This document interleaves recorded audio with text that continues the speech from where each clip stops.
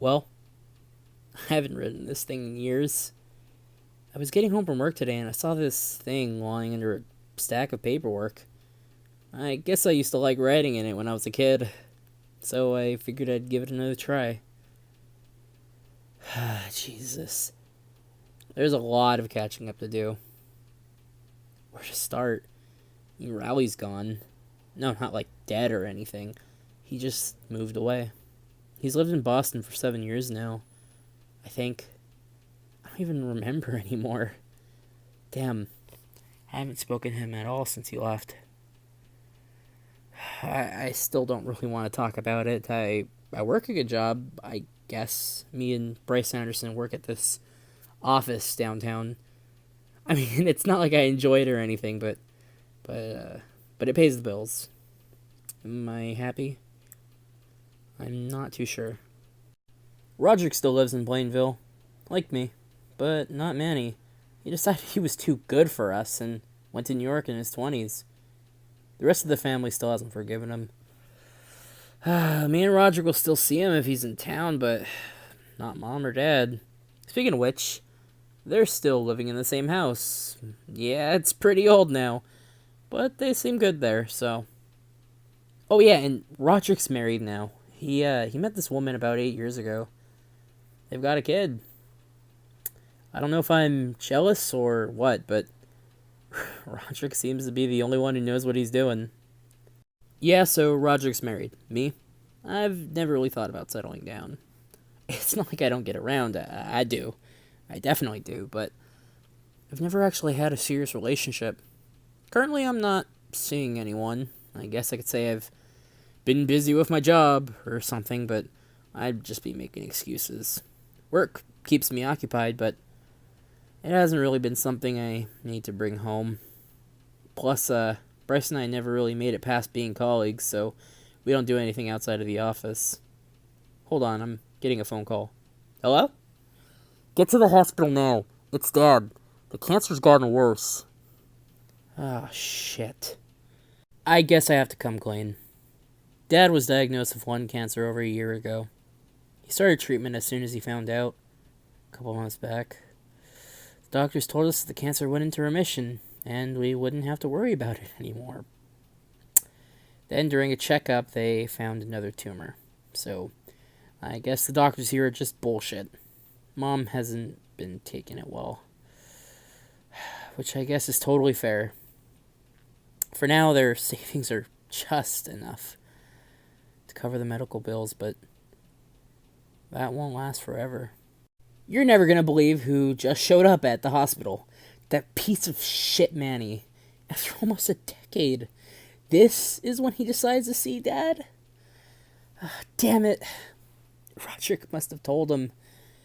I wish he told me instead of just letting him walk in unannounced. He's in the hospital lobby with me and Roderick right now.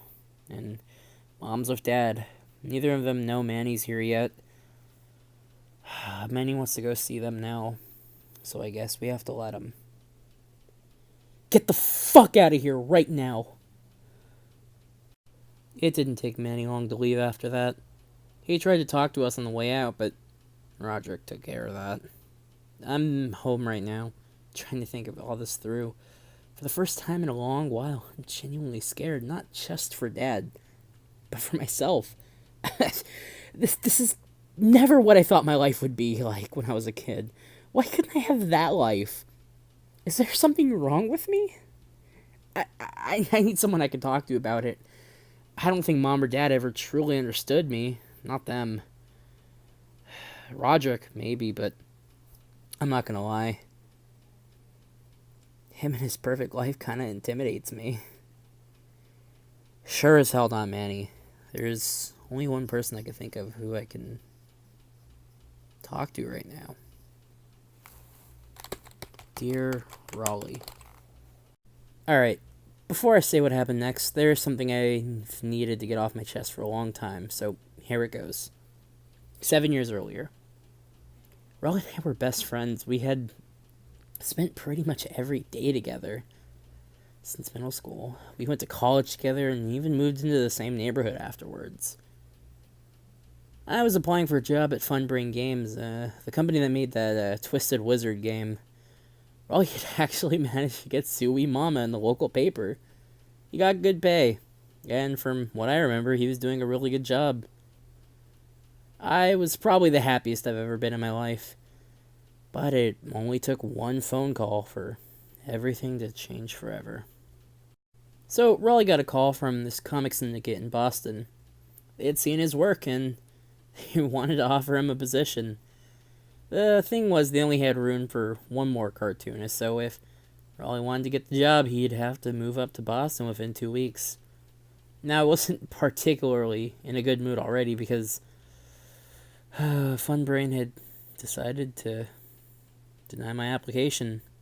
So when Raleigh gave me the news that he'd be moving to Boston in 2 weeks, I was devastated. Day before he moved, I told him to meet me on the roof of our old middle school, for old time's sake. I had something I'd been waiting a long time to tell him, that he needed to say before he was gone. I love you. Yeah, man, I love you too. No, I'm serious, I don't know if I'm pie or what, but I love you. He left the next morning. We haven't talked since.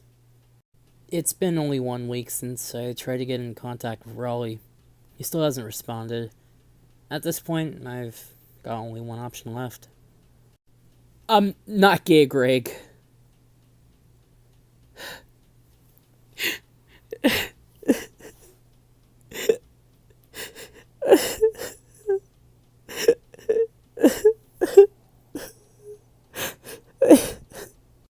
My father's dead. He's gone. I'll never see him again. I'll never be able to talk to him again. I'll never be able to tell him what I thought of him. What I really thought of him. This was the man who made me hide my sexuality for the past 3 decades. He's the reason I'm miserable. I remember when I was 16. I tried to tell him the truth, and he didn't take it well. He never talked to me about it again. I guess he just figured I'd changed my mind, but I should have gotten this off my chest when I had the chance. I should have told him when I could. I don't think I'll go to the funeral. Roger told me it's on Monday. I haven't even been in Plainville. I've been living in my car in Boston for the past 2 days. I guess this means I'll have to write down what I thought of him, instead of actually saying it. Just like every other genuine emotion I've ever had. Fuck you, Dad.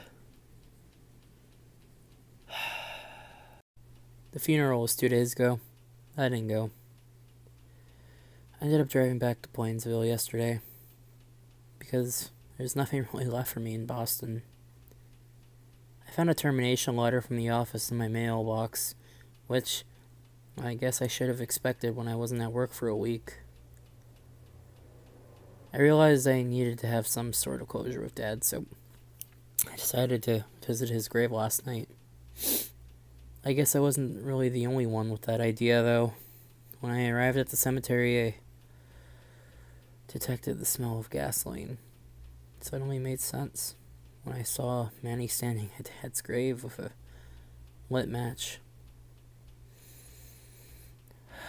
I don't know what I wanted to do there, but sure as hell wasn't that. I feel sick. I couldn't deal with this by myself anymore. I needed someone to help me. It was only a matter of time before I became Manny. And after what I saw he was capable of at that graveyard, I couldn't let that happen. I wasn't about to let this hate dominate my life anymore.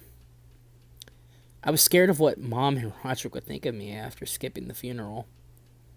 And I was pretty raw after what happened with Raleigh. So it took a lot of nerve and even more alcohol to do what I did next. I feel... I'm not sure what I feel. What Bryce and I did this night wasn't something I've ever done with another man. Like I said before, I've never been able to move on from Raleigh, but but I think I just did. I think I'm happy.